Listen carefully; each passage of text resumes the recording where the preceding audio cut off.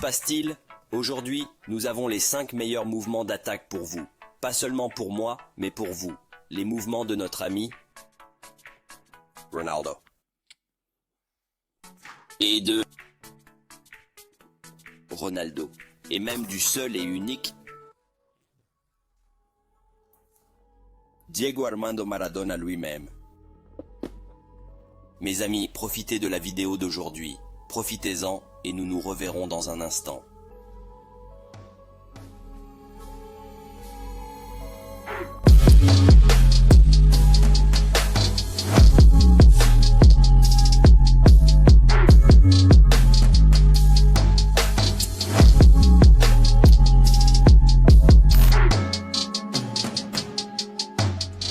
Une feinte de tir est évidemment très utile devant le but, mais elle ne permet pas toujours de marquer. C'est pourquoi il faut être créatif et surprendre le défenseur en changeant de rythme. La coupe commence comme n'importe quelle autre. Nous recevons le ballon sur le côté, en angle, comme si nous allions tirer, puis nous nous rabattons sur le ballon et l'arrêtons. Mais au lieu d'en rester là, nous effectuons une belle touche rapide avec l'autre pied et nous sortons rapidement pour tirer. C'est un geste incroyablement pratique et utile. Plus vous jouez à un niveau élevé, moins vous aurez de temps autour de la surface. Si vous recherchez l'efficacité, c'est ici que ça se passe, les amis.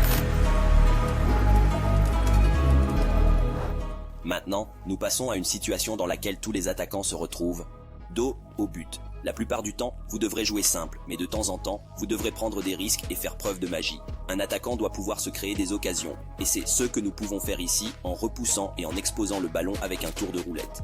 Ce mouvement fonctionne parce que nous appâtons le défenseur en lui faisant croire que nous avons trop cédé le ballon. Et lorsque cela se produit, nous pouvons essayer de le contourner ou de lui donner un coup d'accélérateur. Avec votre pied extérieur, saisissez le ballon et tirez-le vers vous. Balancez-vous rapidement pour utiliser l'autre pied afin de le tirer à nouveau. Et préparez-vous à chercher le nutmeg ou à contourner le défenseur. Quoi qu'il en soit, reconnaissez que lorsque vous essayez de tourner, vous devez être décisif et rapide. Si vous y parvenez, vous avez de grandes chances de réussir un coup d'éclat. Idéalement, si le ballon roule vers vous à l'extérieur de la surface, vous voudrez tirer. Mais que se passe-t-il si vous savez que votre tir va être bloqué? Eh bien, autant laisser croire au défenseur que vous allez tirer et ne pas le faire. Une petite pichenette comme celle-ci vous donnera la possibilité de mettre le ballon de côté ou de faire une passe au lieu de le faire bloquer. Attendez donc la dernière seconde avant d'utiliser votre pied arrière pour donner une pichenette au ballon dans la direction d'où vient le défenseur. S'il ne court pas avec une vitesse raisonnable, vous ne pourrez pas utiliser leur élan contre eux. C'est la clé de ce mouvement et la clé pour devenir un attaquant dangereux. Alors préparez-vous, reconnaissez la situation et exécutez. Reconnaissez la situation et exécutez.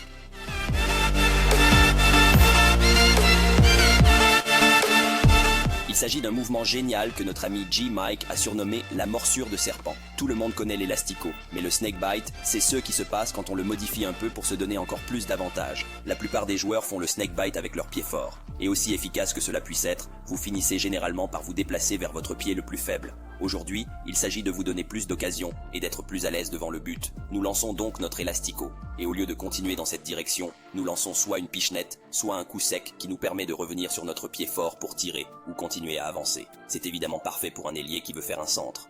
Mais si vous êtes seul à l'extérieur de la surface ou près du but, c'est vraiment un mouvement qui peut vous permettre de réussir.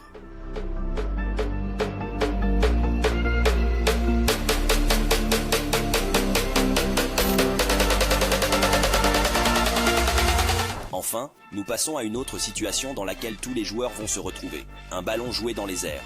Avec un nombre presque infini d'options, l'une des plus mortelles est d'être capable de prendre le ballon en douceur, de changer de direction et de laisser le défenseur derrière soi. Ce n'est certainement pas le mouvement le plus facile, surtout si le ballon est joué sur une longue distance. Il requiert un haut niveau de technique et une très bonne coordination. Il ne faut pas oublier que si le défenseur ne suit pas le long ballon avec vous, ou au moins ne sprinte pas pour vous rattraper, le mouvement ne sera pas efficace. Si vous le faites correctement, vous pouvez garder le ballon pratiquement protégé tout au long de la partie et créer des montagnes d'espace pour vous. Pour rendre ce choc plus efficace, vous devez d'abord reconnaître où se trouve l'espace derrière le défenseur. Ensuite, il faut claquer le ballon à la seconde où il touche le sol. Ainsi, le défenseur n'a pas le temps de se préparer et vous êtes sûr de respecter l'une des règles d'or du football. Il faut toujours savoir ce que l'on veut faire avant de recevoir le ballon. Veillez donc à vous entraîner au tir. Si vous voulez devenir un finisseur de classe mondiale, vous devez vous entraîner. C'est une partie très importante du jeu. Laissez-nous un like, laissez un commentaire ci-dessous. Et si vous voulez revoir G-Mike, allez-y et cliquez sur le bouton d'abonnement. Je peux vous assurer qu'il va bien. Cliquez sur le bouton d'abonnement si vous voulez le revoir. Cliquez sur Subscribe pour vous abonner à Unisport également, et jetez un coup d'œil à tout ce qu'ils ont pour vous. Et nous vous verrons les gars plus tard. Paix. Nous comprenons, nous vivons, nous connaissons tous ces coups de pied. Nous travaillons dur et nous jouons dur, nous